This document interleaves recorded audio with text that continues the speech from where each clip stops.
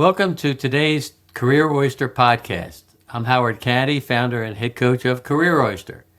In this podcast, we're talking to owners and executives of search, recruiting, and staffing firms to get their views and their expertise about the potential changes in the economy, AI, the job marketplace, and most importantly, how they're preparing to meet these challenges in the next 18 months. My guest today is Ann Wentworth, partner and co-founder of Wentworth Executive Recruiting with her husband, Eric Wentworth, and a specialized search firm in Tiburon near San Francisco. They are the authors of a very extensive book on careers. A Mindful Career is the title. It's out on Amazon, and one of the most comprehensive guides that I've ever seen personally about navigating and the jobs in the future. So it is really a pleasure to welcome Ann to our podcast today. And thanks for joining us today, Ann. Good morning, Howard, and to all your guests and listeners. It's a pleasure to be here with you. Thank you. Well, let's start off. I noticed in the history, especially when going through your book, that you were influenced in your life to write this book by Mr. Bowles, probably the most famous career guy out there, Richard Bowles. Tell us how that happened and what about it, and then how that formed your second endeavor with your own book. Thank you, Howard. Yes, for all of us that know Richard Bowles' work and his very famous book called What Color is Your Parachute, I was introduced to his work well over 45 years ago when I was back in the Midwest, received my first copy of that book out of school.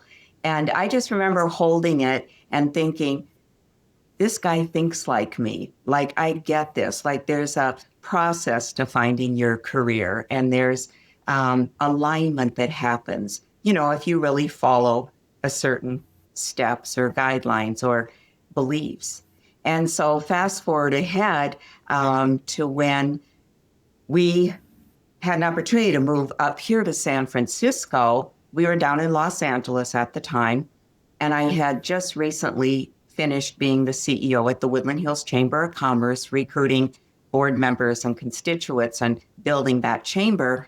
We had a goal. We always knew we wanted to be in San Francisco.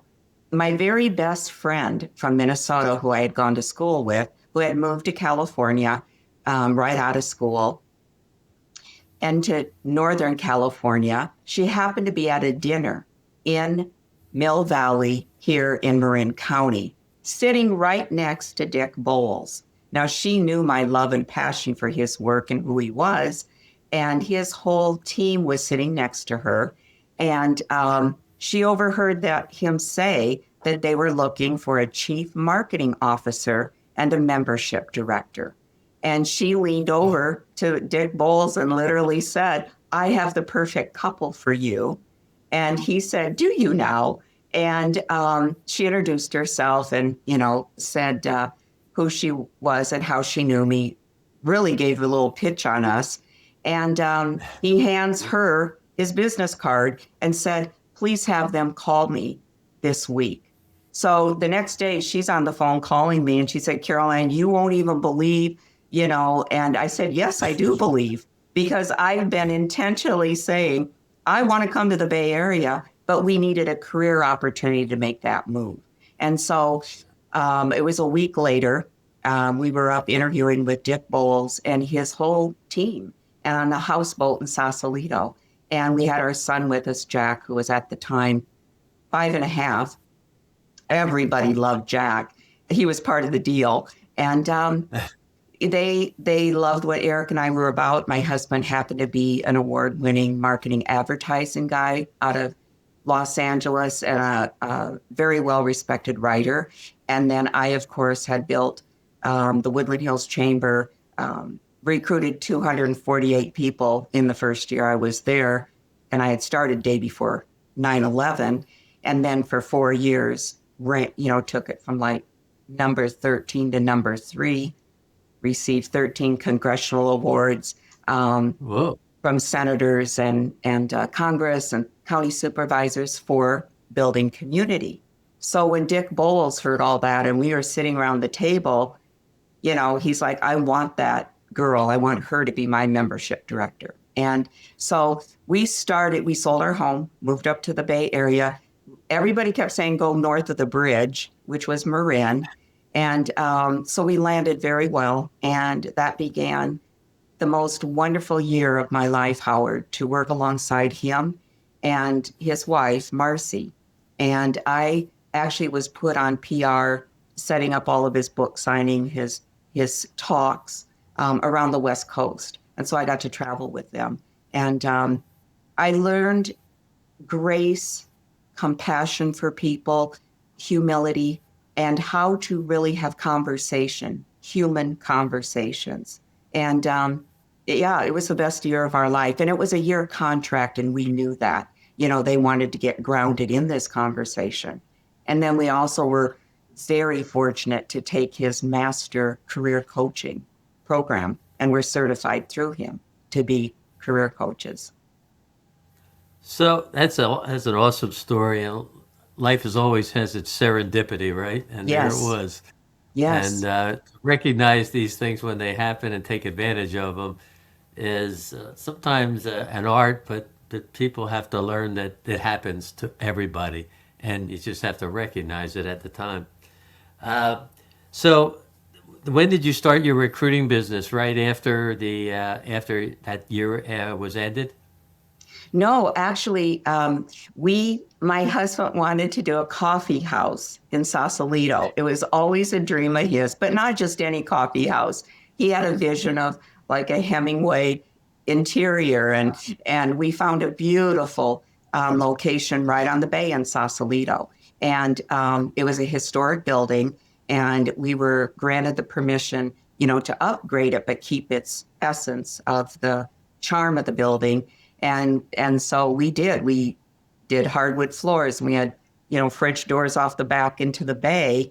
And why I create that visual is everything we did was so mindful in that we were very conscious. We wanted to make it a community place, a gathering place. And so Eric ran that for almost 4 years. And then people had heard about my work in Los Angeles at a chamber. So I was actually recruited to the Sausalito Chamber of Commerce and ran that program as their executive director for almost 3 years. And why I share that, I still was doing recruiting. I was building the board. I was introducing constituents, partnering them for projects. And then 2008 hit. And many of us know what that means at the Great Recession. Right. And overnight, within literally 30 days of the end of 2008, we lost everything. We literally were hit so hard with, the investments. Our coffee house closed. We had cars repossessed in the night. We had the materialistic things.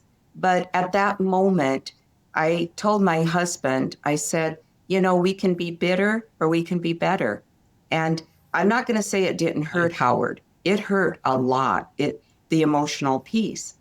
But I knew intuitively I needed to get back into search because I had spent prior to that, when I was back in Minnesota, 20 years doing search and working with some of the best executive firms.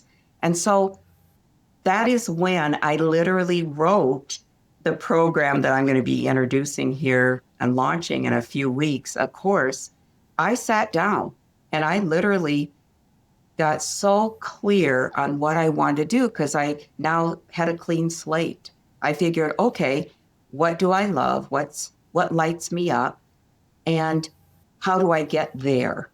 And so when I did these homework sheets that I've created, and I really dissected it down to the literally point of visualizing my office, and I wanted to see Mount Tam, and I wanted to be 2 stories because if there was a fire and I had to jump out the window, I could drop and roll and not kill myself.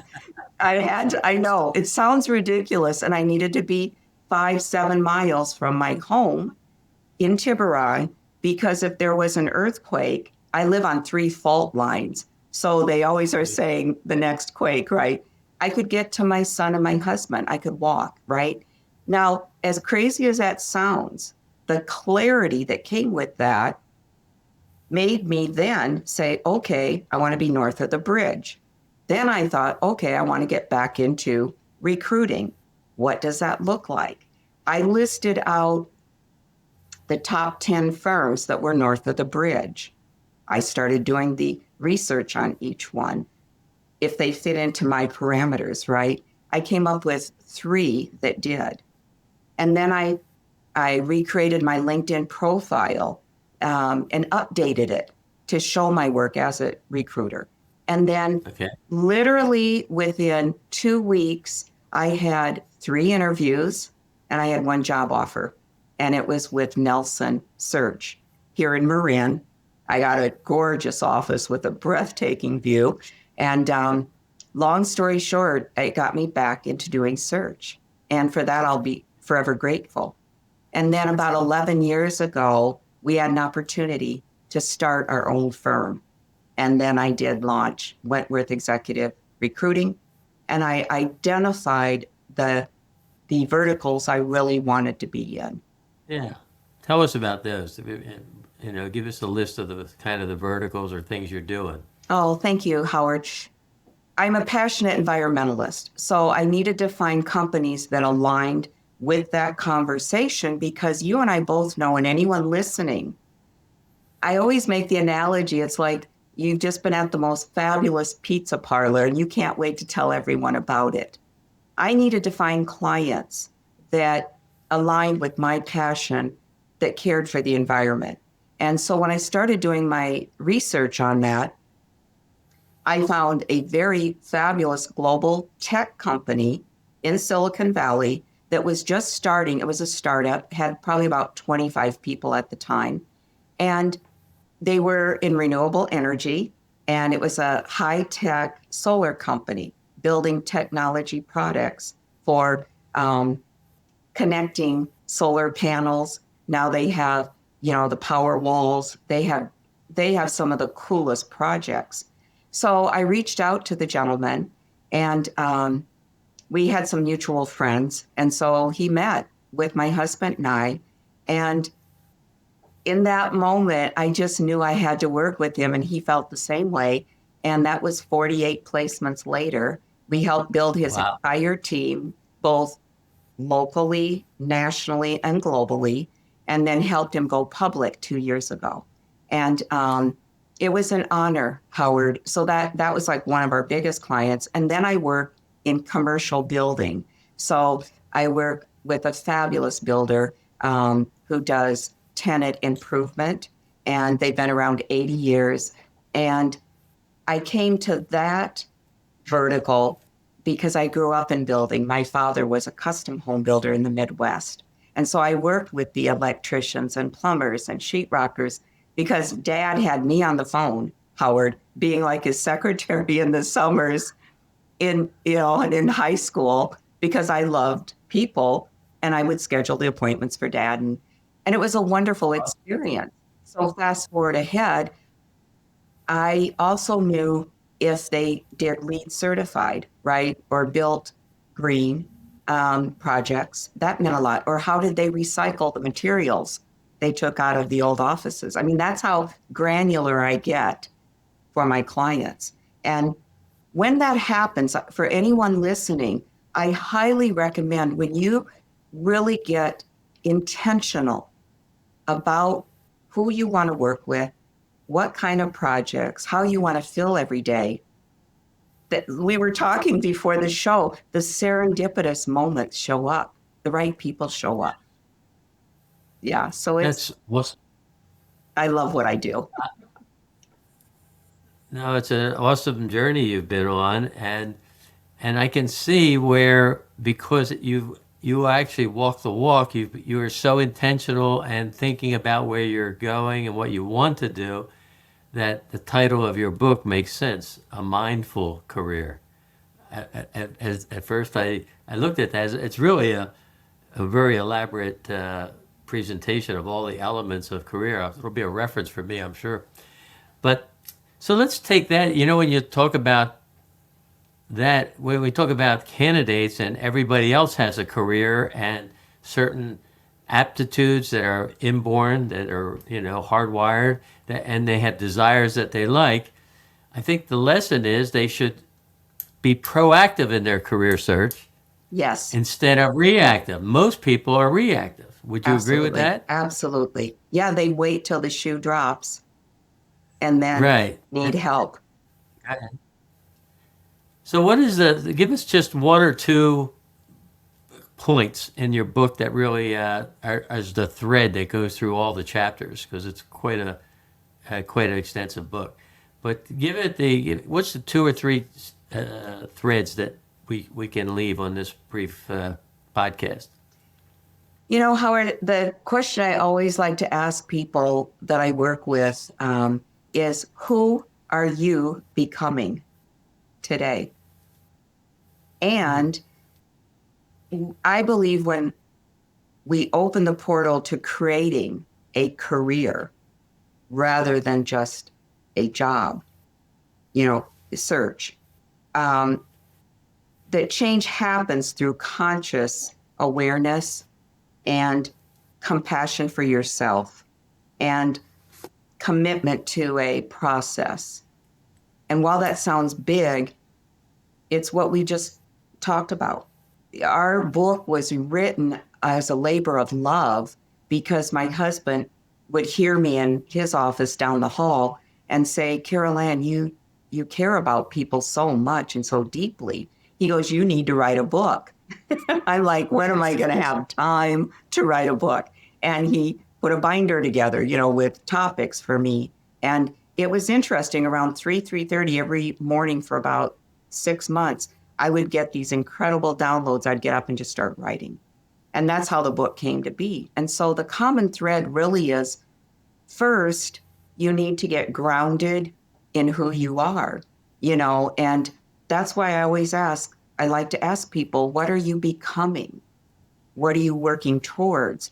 Don't stay stuck in your story and the learned beliefs that you're not good enough, or AI is going to take my job, or I can't do it because I'm making so much money and I can't take a, pay cut.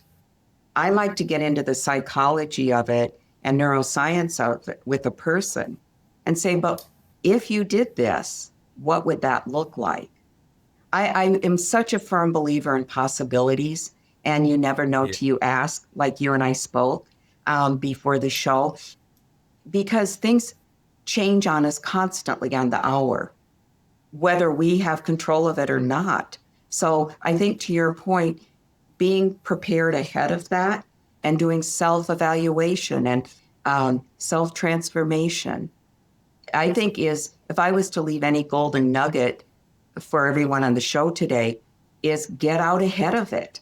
Read that book on AI and how it can help your career. Start a walking program if you haven't exercised. You can walk, hopefully, and if not, do some Tai Chi and do some stretching. I mean, there's always a way. And I think no matter what, if you look through the lens of possibilities and not, the monkey mind telling you the stories, you can't. It'll show Right. up. It always shows up. Yeah, you're right. You become what you think about. Yes. And if you create a vision, your brain will automatically focus on that, and it'll keep, just like a GPS system. No matter how you look, it'll keep bringing you back to that vision, and Yes. you'll correct it's self-correcting and you'll see things that you ordinarily wouldn't see. We both could share a group of stories like that. On the bigger picture and especially in you're north of San Francisco, but it's still part of that California creative world, the Yeah. Silicon Valley and above, and which I'm very familiar with, having been out there and lived there.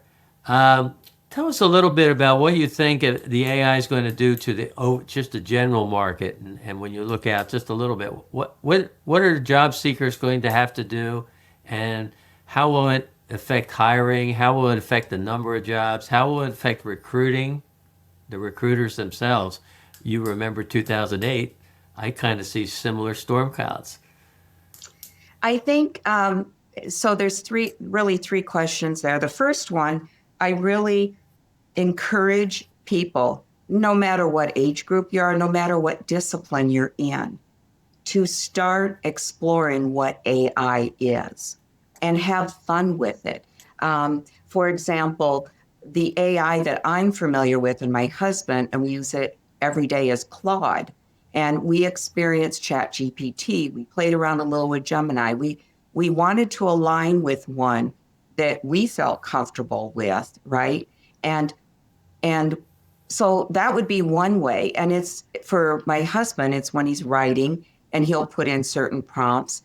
And it's actually amazing because he'll call me in. He said, look at how Claude came up with what I put in information wise through a new lens. Look how it has a new idea. And I thought, this is good. And that is the purpose if you use it properly. So that would be number one. People looking for jobs and careers. I can tell when a resume is done strictly by AI. And I encourage you not to do it strictly by AI because it talks not like you. And so if I just interviewed you and then I come in and I see, or a resume will come in, and then I interview you and I'm thinking, this is not the same voice on this resume, right? And so I'll have to do more research with you.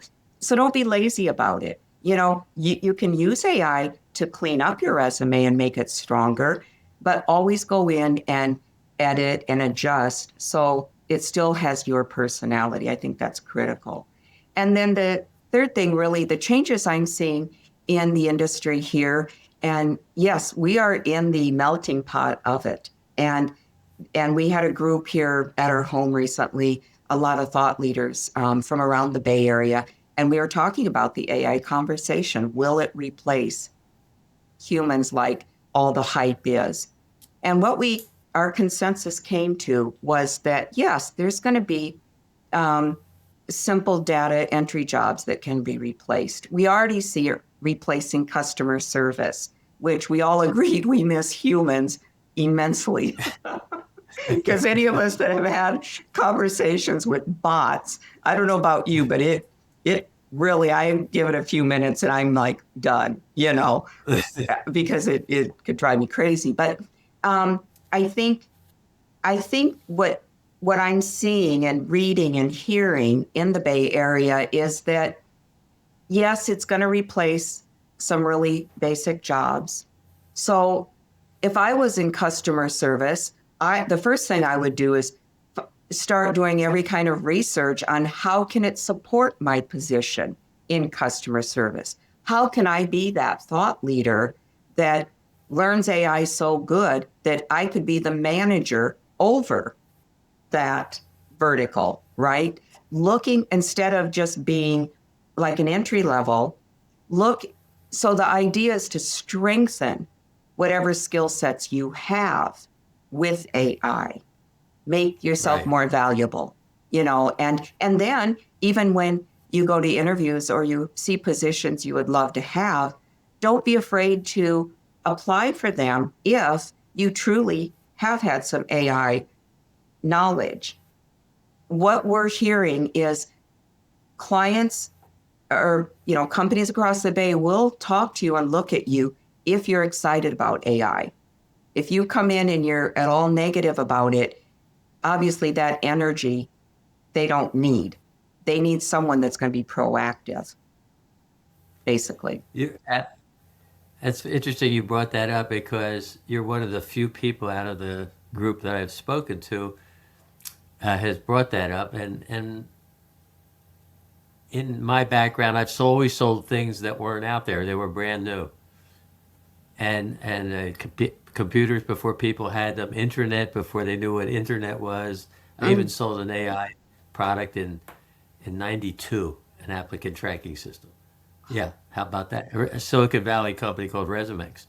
But anyhow, the point is you can sell And when you present yourself in an interview, you can present knowledge, you can sell what you want to do, you can sell what you're capable of doing just as easily as you can sell your experience. People Absolutely. don't do that. They don't do that. And No, that's the key for transitioning no. your skills to a new area. And Go Howard, ahead. I I'm sorry. think the noise of all of it, and it's really fear based, the fear mongering we see on all the social medias on how it is taking over. And when you think of, and I see it every day here, thousands of people getting laid off. And it breaks my heart, because it has been replaced by a bot. I try to put myself in that situation to say, okay, how would I move through that mindfully? And how would I, especially if I had a home and a mortgage and, all the things I'm committed to. And again, the first thing I would recommend to anybody is, because I've been there, I have lived this experience, so I do understand. I'm coming from truth, not, a hypothetical. And that is the very first thing when things shifted for us so dramatically, I knew I had to get grounded in who I was and what I could do. I couldn't control the outside noise. I just knew if I had to let go of some things, I knew they would come back better. Didn't know when, and I can say it came back 100 times better than I could have ever dreamed. But I had to let go of what I thought I was connected to my position, right? That identity. And I had to just, like I said, who was I becoming? Where did I want to go with this knowledge? Right. Right. And so that's where I really encourage people not to let AI make you nervous, but embrace it. And I'm a little over 60 and I'm having so much fun with it. Both my sons, even a couple of weeks ago, I was talking about Claude, and my older son in Texas, who's in the oil and gas, he goes, "You're using Claude, Mom?" I go, "Yeah." He goes, "I'm just getting into it." And he's like 38. And I said, "Trent, you're going to love this." And then my younger son, Jack, he's like, "Well, when you master it, you can teach me a few things." And I go, "Okay, I will." And so, I think that's the whole thing. I've always been curious, and I love to learn. And there is so much on YouTube you can learn. There's no reason, but take that time. If some big shift has happened to you, take the time to unplug and just be, and take some rest. And then you can make better decisions, right? Based on good information. And a lot of that is talked about in your book of the process, and that would be very helpful to some people. That it's a lot to read, but maybe you can scan the chapters and grab the elements that you need, which is what I'll end up doing, and using it a little bit as a reference. What do you think? If just a final recommendation to job seekers in general, but let's say especially even executives, because as you know, the top of the pyramid is a lot of qualified people, but there are fewer openings. And the question is, how would the job seekers in general, but also the executives, what would they be doing as a strategy to address this market? Some specific, maybe. Howard, both you and I coach and work with people at this level. And I always start with, instead of how to reposition you, like if you were my client, I want to go take a step back and say, Howard, in this moment, if you had an opportunity to create your next chapter, or you could pivot, let's look at that point first. And I let them actually dream a bit. I let them tell me, because here they've been on this treadmill for, maybe 20, 30 years, and they've done all the right things, and they've continued education and they've led groups. And you know what? And the executives I talk to, when they let their hair down, they're tired. They're kind of like, I've been holding all this in the world, and I have the big house and the cars and got the kids off to college. And along the way, they forgot a little bit of who they were and like maybe what would Yeah. that look like. And so I like to start with that because I have to say, even for myself, and I do this in my journaling every morning, I always start with, what am I becoming? And then I riff on it, to bring in that element of purpose. There's always another chapter, the next chapter for executives that might have been shifted out. It might be consulting. It might be starting their own business with another person. I've seen this happen here in the Bay Area, and I love it, where there might be 2 or 3 top executives that are on the same alignment or frequency of wisdom, and they come together to start, the next thing. And for me, it's getting out of that rigid box that you're going to be looking for the next job instead of a career, because there's a big difference there. You and I both know that. A career Right. is what I've been blessed with for, my goodness, 38 years, and it's been connecting people. That's generally what I love doing, and to possibilities. So I would say for executives, give yourself the grace. Take the time just to step back and not let the monkey mind drive you crazy and go, oh, if I don't get another job in 90 days, I'm going to lose this or I'm going to lose that. And there is an element of energy that goes with that. And when I've coached different people through the process, I will share, what we talked about, if you focus on lack, you will attract more lack. If you focus on the possibilities of what you can do and what you can bring into the conversation, I can promise you it will show up when you're ready, much like when I met Dick Bowles. It's a funny thing. I always, in my back of my mind, I always thought I would love to work with him. It would pop in my head at times. I think, oh, I would love to meet him and work with him. And I would say that. And then it showed up when I was ready. I would have never Isn't that thought amazing? like how that the happens? path that I took, but it happened. And for that, I'm grateful. Well, thank you for that. I think you got me inspired, that's for sure. And I got to work on my passion and my vision, which is helping people in their job search in the future, too. So thank you for that. If people in the listening and in the audience would like to reach you, what's the best way to do that? You can connect with me on LinkedIn, and it's under Carol Ann Wentworth, CEO of Wentworth Executive Recruiting in San Francisco. And send me a message to connect with me. And if you have a question, I do get back to you. It may take a few days. I'm grateful that we stay busy, with projects. But yeah, you can get a hold of me on LinkedIn. Okay, that's great. And your email, why don't you give me your email also? Love that. It's my first name, Carol Ann, all one word, at Wentworth Executive Recruiting .co. C-O, not .com, .co. And yes, you can also drop me an email, and that's another good way to connect, for sure. Well, I really enjoyed this conversation, and I wholeheartedly endorse the forward-looking approach that you've clearly explained.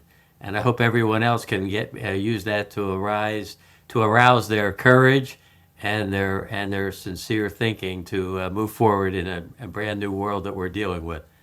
So thank you, everybody, for tuning in. This is Howard Caddy with Career Oyster. See you soon in the future.